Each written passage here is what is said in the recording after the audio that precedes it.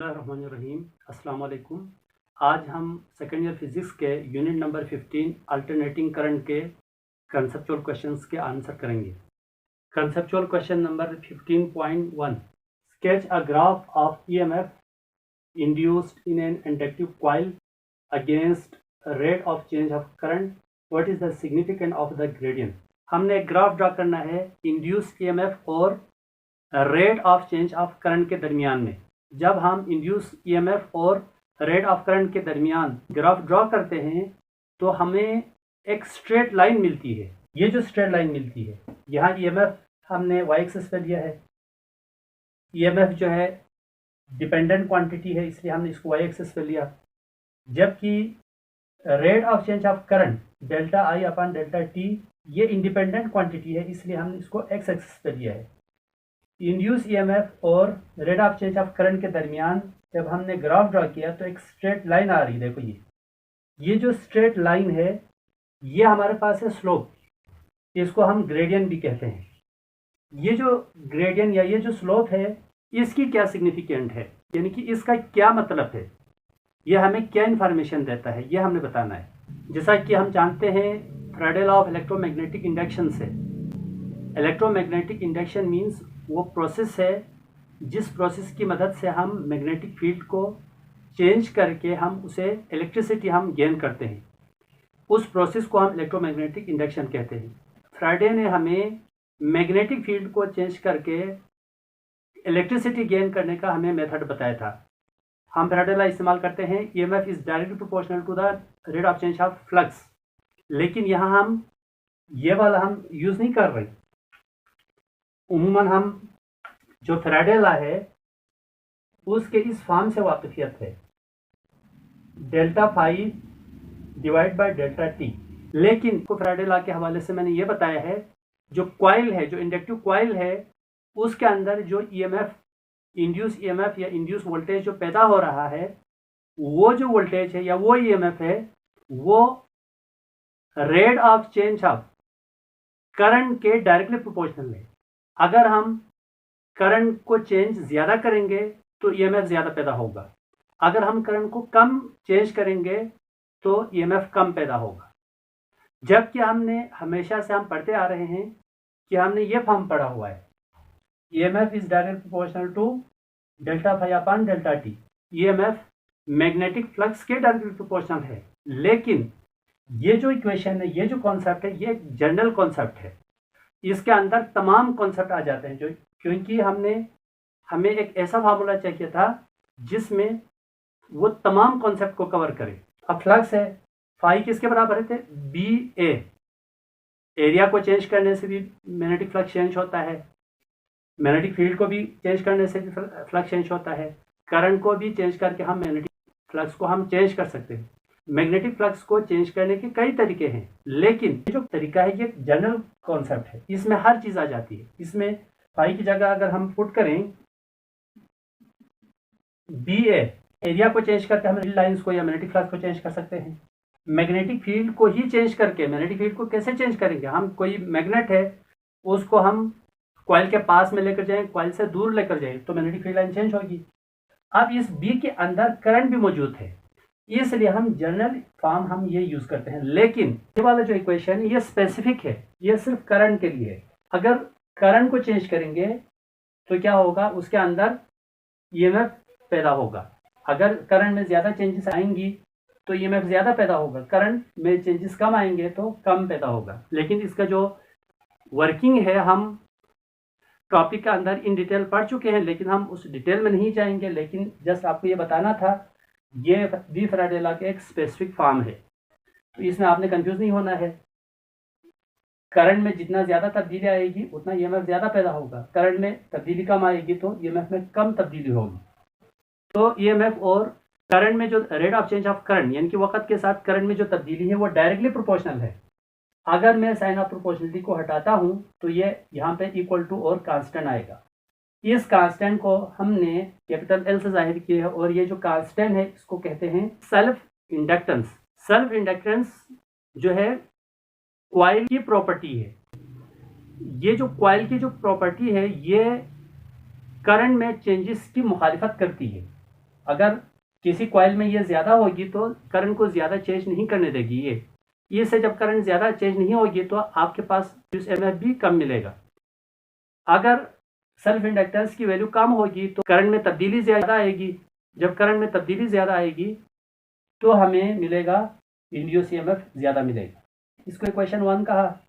अब इक्वेशन 1 से एल की वैल्यू निकालना है। इसकी वैल्यु क्यों निकाल रहे हैं, ये हमारे पास एक ख़ास रीज़न की वजह से हम निकाल रहे हैं, वो हम बाद में बताएंगे आपको। इक्वेशन 1 सामने लिया, इसको मैंने पहले लिखा, इसको बाद में लिखा मैंने। आप delta I upon delta T को बाय क्रॉस मल्टीप्लिकेशन ईएमएफ के नीचे हम लेकर गए, तो ये हमारे पास है L mean self inductance is equal to EMF divide by delta I upon delta T. ये जो स्लोप है ये हमारे पास देखो यहाँ पे भी मैंने शो किया है, ये जो स्लोप है यहाँ से ये y कंपोनेंट्स और x कंपोनेंट का जो है ना डिवीजन होता है, तब जाके y कंपोनेंट और x कंपोनेंट का जो डिवीजन है उसे हमें ये स्लोप मिलता है, ये ग्रेडियंट हमें मिलता है। यहाँ पे क्या है, स्लोप या gradient is equal to y component divide by x component, that is called slope. हमारे पास है y component divide by x component. अब यहाँ पर y कंपोनेंट में हमने क्या लिया हुआ है, y कंपोनेंट में हमारे पास ईएमएफ है, x कंपोनेंट में हमारे पास डेल्टा या पान डेल्टा टी है। तो y की जगह हमारे पास है ईएमएफ, x की जगह डेल्टा या पान डेल्टा टी। इसका मतलब EMF divide by delta I upon delta T किसके बराबर है, ग्रेडियंट के बराबर है। इसका मतलब है gradient is equal to L. So gradient का सिग्निफिकेंट क्या है, इसका मतलब क्या है, ये हमें क्या देता है, तो ये हमें सेल्फ इंडक्शन की वैल्यू देता है। ग्रेडियंट से हमें सेल्फ इंडक्शन का पता चलता है, इसकी इस कॉइल की सेल्फ इंडक्शन कितनी है। Conceptual question number 15.2। Number A, current provided by AC generator are some time negative and some time positive. Explain why for an AC generator connected to a generator can never be negative. Part B. Explain using sketch graph why frequency of variation of a power in an AC generator is twice as the current and voltage. इस conceptual question के अंदर दो part हैं।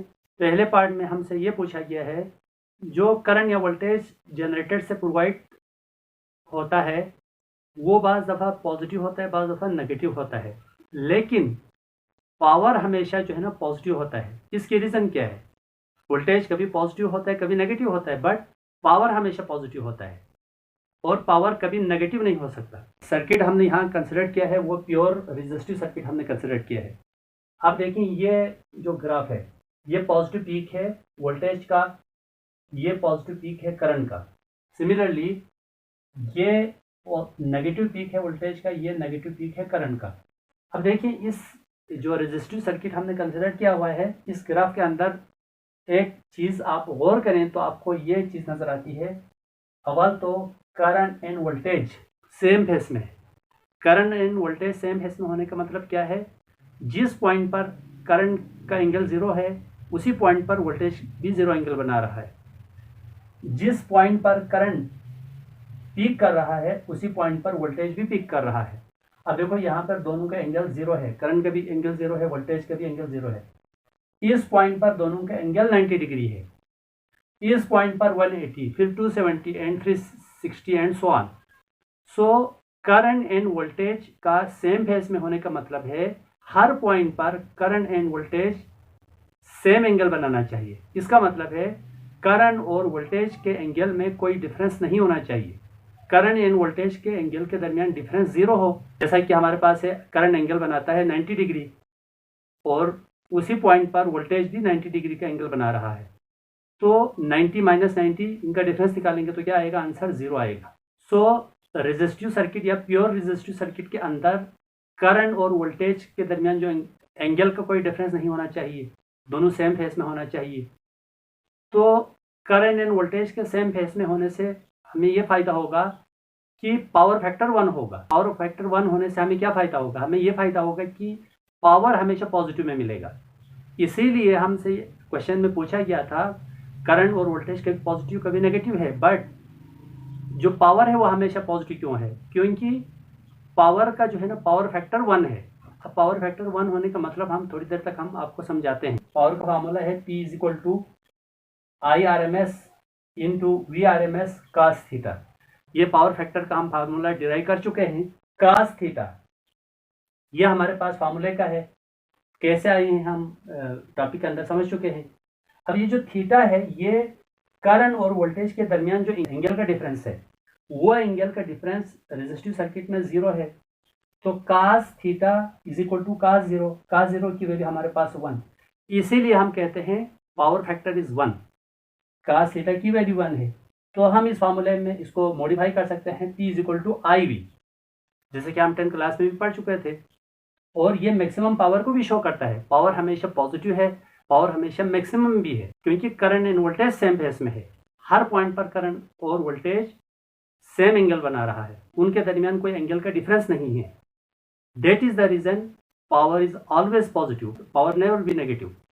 cos theta, theta की जगह हमने 0 put किया तो cos 0 1 आया। तो ये जो इक्वेशन की फॉर्म बन गई है P is equal to IRMS into VRMS, इसको हमने इक्वेशन 1 कह दिया। रेजिस्टिव सर्किट के अंदर पावर का जो फार्मूला है वो हमारे पास ये है P is equal to I square into R। दूसरा जो फार्मूला हमारे पास है P is equal to V square upon R। ये पावर का फार्मूला है इन टर्म्स ऑफ करंट, और ये हमारे पास पावर का फार्मूला है इन टर्म्स ऑफ वोल्टेज। इस फार्मूले के अंदर देखो I और V के ऊपर स्क्वायर है। अगर ये I और V के ऊपर स्क्वायर ना होता तो क्या प्रॉब्लम पेश आनी थी? वो तो प्रॉब्लम ये पेश आनी थी, अभी देखो ऐसी सर्किट है, ऐसी सर्किट में पॉजिटिव पीक या नेगेटिव पीक। अगर ये +2 है तो ये -2 होगा, तो इनका सम क्या होगा? +2 -2 0 होगा। तो सर्किट के अंदर नेट करंट फ्लो नहीं हो रहा। जब नेट करंट फ्लो नहीं हो रहा है, ये बल्ब क्यों जल रहा है या हीटर क्यों रेड है, ये फिर सेंस नहीं बनाता। इसलिए यहाँ पर रूट मीन स्क्वायर वैल्यू दिया, नेगेटिव वैल्यू का स्क्वायर भी प्लस में आता है, इसलिए इस स्क्वायर की वजह से पावर है वो हमेशा पॉजिटिव आएगा। कंसेप्चुअल क्वेश्चन के पार्ट बी में हमसे ये पूछ रहा है कि अल्टरनेटिंग करंट और वोल्टेज की फ्रीक्वेंसी से पावर की जो फ्रीक्वेंसी है वो डबल क्यों होती है। तो हम इसको मैथमेटिकली प्रूफ करके हम आपको बताते हैं। फ्रॉम इक्वेशन 1, इक्वेशन 1 को आप लिख दें यहाँ पे P is equal to IRMS multiply by VRMS, where IRMS इसकी वैल्यू है IM divide by √2 and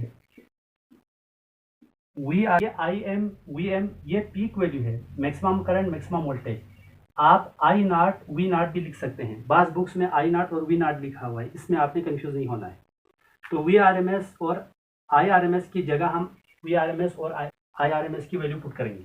so P is equal to IM divide by √2 into VM divide by √2। अब इनको मल्टीप्लाई करें तो हमारे पास होगा IM VM। अच्छा, इसको मैं ऐसा लिख सकता हूँ, रूट को मैं 1/2 लिख सकता हूँ पावर। बेस से मैं पावर ऐड करें हम यहाँ पर, तो 1/2 प्लस 1/2 ये होगा 2/2 इज इक्वल टू 1। तो इसका मतलब है नीचे 2 बच गया। P is equal to IM VM divide by 2। अब बाई क्रॉस मल्टीप्लिकेशन 2P के साथ आ जाएगा, 2P is equal to IM VM। अब देखें IM VM मैक्सिमम करंट और मैक्सिमम वोल्टेज का जो प्रोडक्ट है वो 2P के बराबर है, इसीलिए देयरफॉर अब देखो पावर डबल आया, वोल्टेज और करंट के प्रोडक्ट्स है, तो डेफिनेटली जो पावर की जो फ्रीक्वेंसी है वो भी करंट की फ्रीक्वेंसी और पावर की फ्रीक्वेंसी से डबल आएगी।